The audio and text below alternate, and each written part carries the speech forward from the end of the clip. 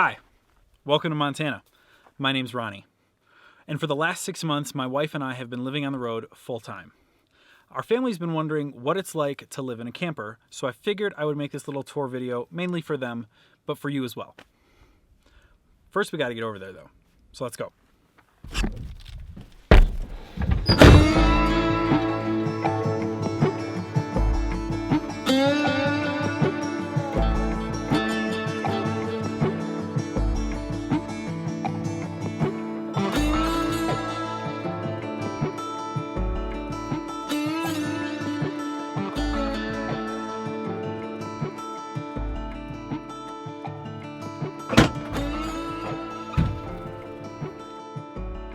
All right, before we go in, let's talk basics.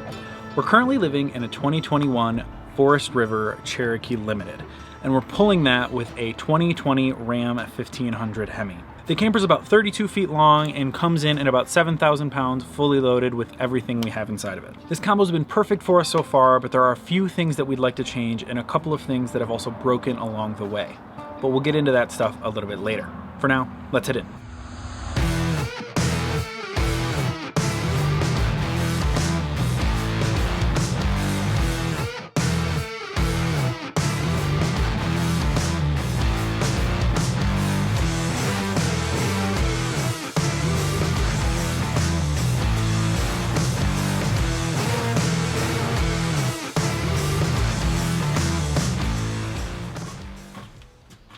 All right, welcome in. I'm super excited to show you guys around, but since my wife isn't here today to help me film, I think we're gonna do this POV style.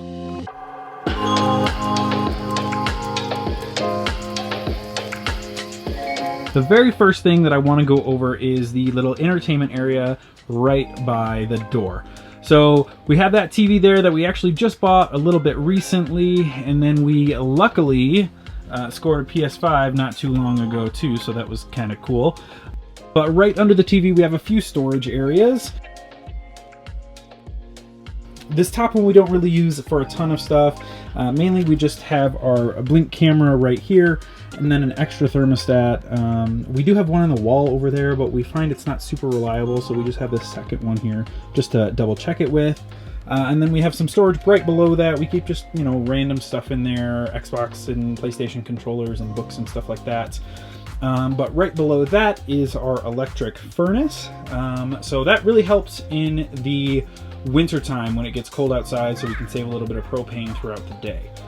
And then of course, you know, dog food bowls and stuff like that. Right next to the TV area, we just hung a little hook right where you come in, but we have the switches for the camper itself. So right here we can check basically everything from the tanks and how full they are, to turning on and off the water heater and the water pump, as well as just lights and the slide operation and then the awning operation as well. And then moving on over to the dinette area, this is kind of where we do almost everything. All of my work gets done here. Paige does clothing resale on the side, so she does all of that stuff here as well.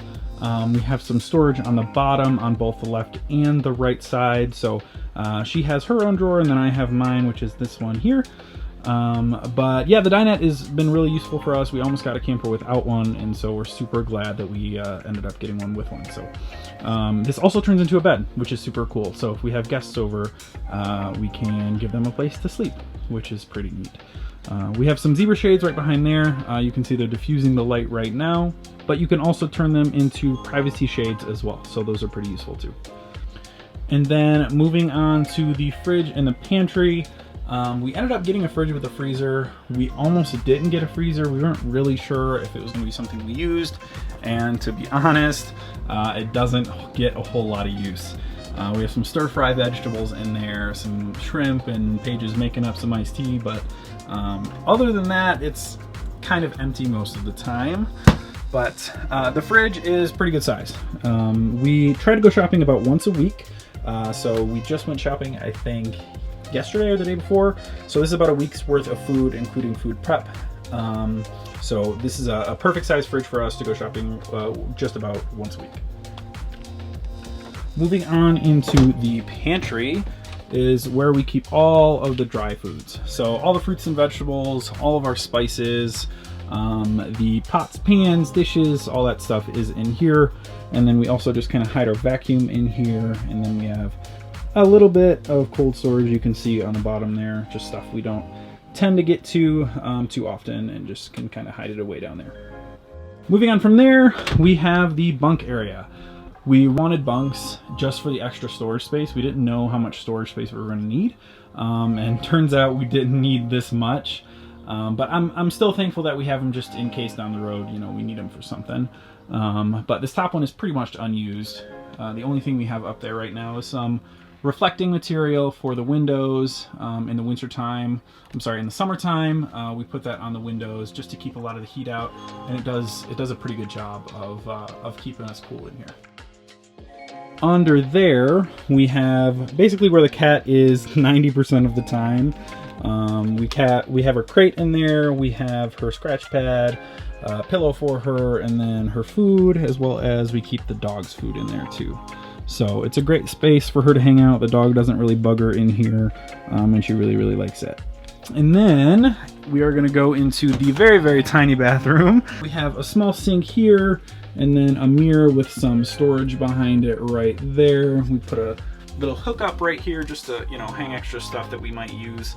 Having two animals in a small space, those are super useful. But honestly, I was a little worried about the bathroom at first because of its size, mostly about the shower. I was kind of convinced I was going to be too tall for it, but turns out if you're under about 6 foot, I'm about 5'10", if you're under about 6 foot, it tends to work out pretty well. I don't really have many complaints with it there. But yeah, that's the bathroom. Nothing crazy. We do have an extra door in here. We keep that reflecting material up because for some reason they put a window on this door. A little weird to me, but you know, so we keep that reflecting material in there just to keep it a little bit more private. The window is tinted on the outside, but you know, you just feel better. Right next to the bathroom is our thermostat. So we do have heating and cooling in here, thankfully. The cooling is it's back and forth. It's been about 100 degrees in Montana the last, I don't know, a couple of weeks. So it hasn't been working super well in that weather, but I can't really expect it to. You know, it's not a house. When we did use the heat, we didn't use it for very long. When we first got to Montana, it actually was snowing for about a week. So I used it then, and it worked really, really well. I was kind of surprised at how well the heat worked, considering it doesn't really kick out a lot of air, but it works really, really well. So I'm pretty thankful for that. But since this thermostat is really close, you can see, to the stove, whenever we're cooking or doing really anything in the kitchen, it can kind of mess up the thermostat. So that's why we keep another one over by the TV over there, just so we can kind of double check the temperature, just to make sure we kind of know what it is in here. But yeah, so that's the stove. 3-burner stove. The one in the front is a little bit bigger, and then it has this glass top on top of it, just so we can, you know, put stuff on top of it when we're not cooking. Really like the stove. Have no real complaints with the stove. Right next to that, we have our sink, and right now you can see it's covered with this like almost like countertop material.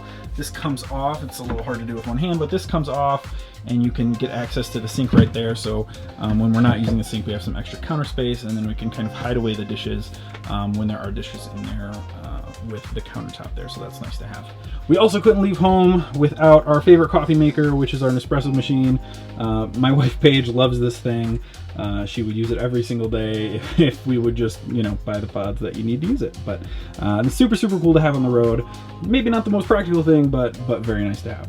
The last space we're going to talk about before we move into the bedroom is the couch.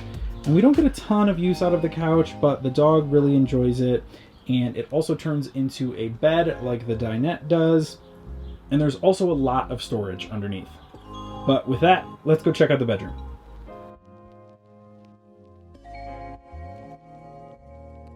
The bed itself is a queen size bed and is actually the original mattress that came with the camper. We decided we wanted to put a 4-inch mattress topper on top of it because the mattress that originally came with it was just a little bit uncomfortable and kind of stiff, and the mattress topper really helped with that. On top of the bed and on either side, you can see all the storage that we have for our clothes. These two side panels are closets. This one is mine on this side. There is way more room than I think we'll end up using. Neither one of us has a lot of clothing, but it is nice to have the space. You can also see there's a little bit of extra room down on the bottom of there that we can use to store other stuff as well. Bed also lifts up, so you can fit stuff underneath of it as well. We keep a lot of our winter stuff and dry camping gear down there, sleeping bags, extra blankets, stuff like that.